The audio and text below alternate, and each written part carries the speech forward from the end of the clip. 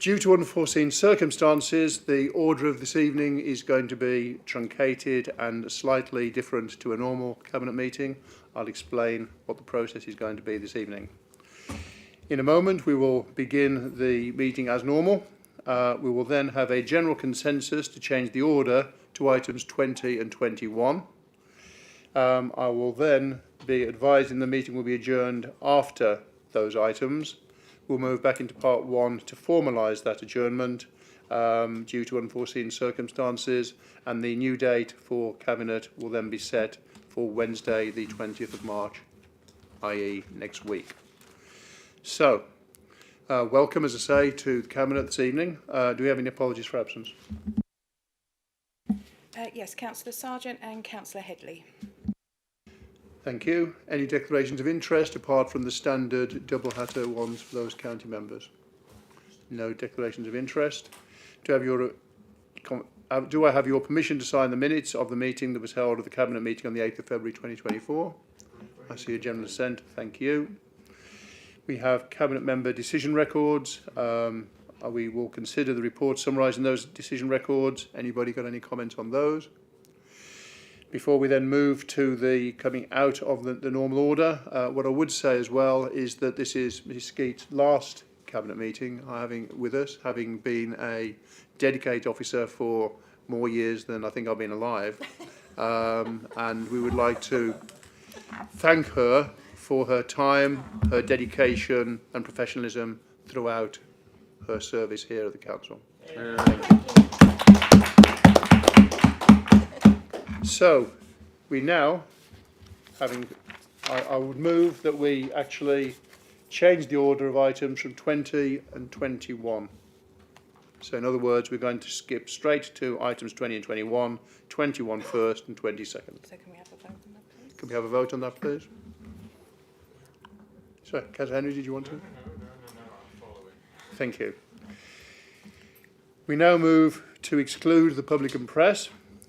Because part two items are very important. It's very important that the commercial sensitivities of the council are kept. It's very important that we don't look like a basket case with partners and people that might want to invest.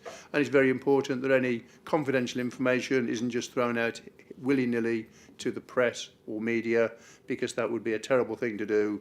And anyone that did so is just some form of scumbag, I guess. So, we are going to consider excluding the public and press from the meeting during consideration that the following items of business on the grounds that it is likely that members of the public and press were present during consideration of the items. There would be disclosure of them of exempt information as detailed by paragraph 3 of part 1 of schedule 12A, the Local Government Act 1972, and public interest in maintaining the exemption outweighs the public interest in disclosing the information. All those in favour of excluding the public and press that aren't here? Thank you very much. That is carried. The public and press will leave. The webcast will go off. We will return later, but I don't know when. Bye.